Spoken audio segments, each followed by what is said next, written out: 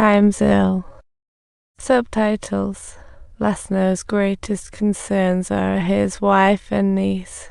Fortunately, they remain enthusiastic in their letter writing.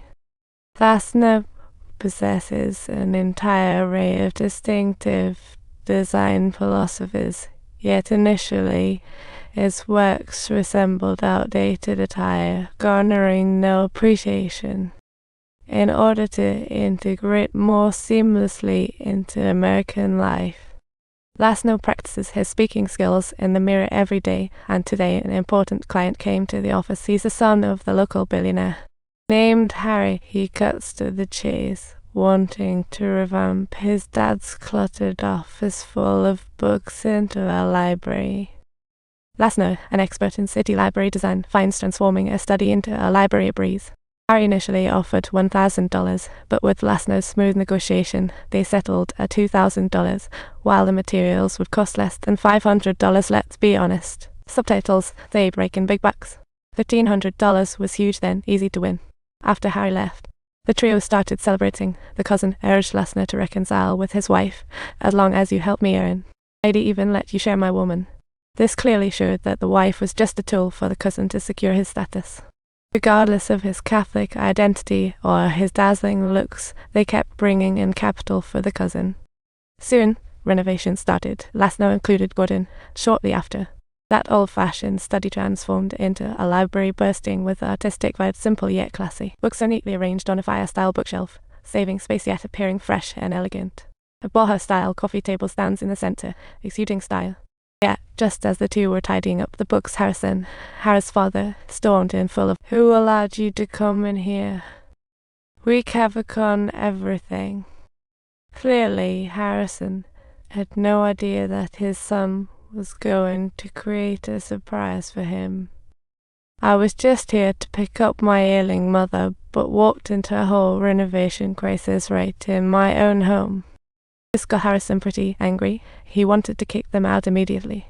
The cousin tried explaining that it was his son's surprise, but Harrison didn't want to listen, told them to leave. Laszlo, seeing his unreasonableness, left one line. "Your time is up, by the way. You don't look too bad." But Harrison kept cursing them from behind.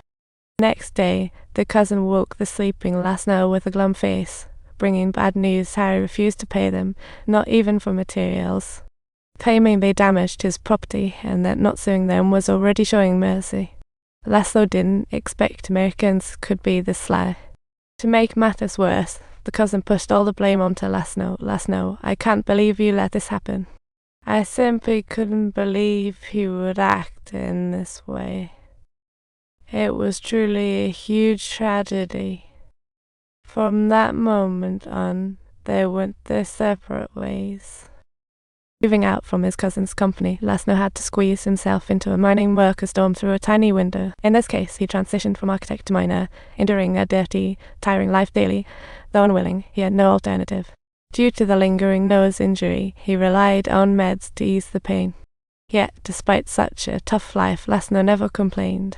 He knew as long as life continued, a comeback chance could arise anytime. Soon after, his fate shifted again. One day, Laszlo mined coal as usual when a mystery man suddenly visited. The mystery man was Harrison, who once kicked him out. Seeing the one who trapped him, Laszlo felt resentful but curious about new tricks.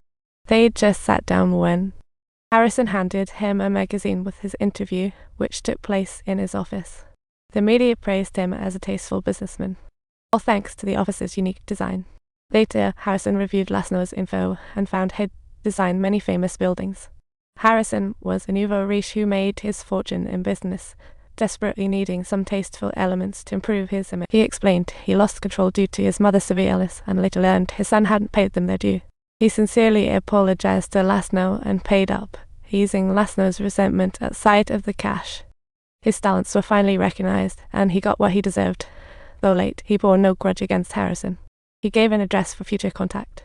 That night, Laszlo took Gordon to a bar to enjoy, finally letting loose all the pent-up emotions.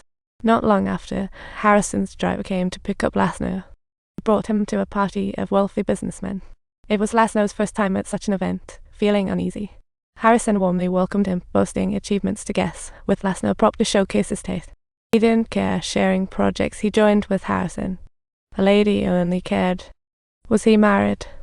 Laszlo answered yes and shared how war forced them apart. She's still stuck in Austria. Recalling this, Laszlo felt a surge of sadness. Although the Nazis declared defeat, prejudice against Jews remained prevalent, and Laszlo hoped one day they'll be treated equally. America, a free and open nation, had guests who embraced his words, but also showed sympathy for everything he had been through. Afterwards, Harrison shared his past of being born to an unwed mother. Subtitles, which led to his maternal grandparents severing ties with his mother. Asterisk, new the added content here, asterisk. If you like this story, hit like and subscribe. We'll bring more hilarious content. Asterisk.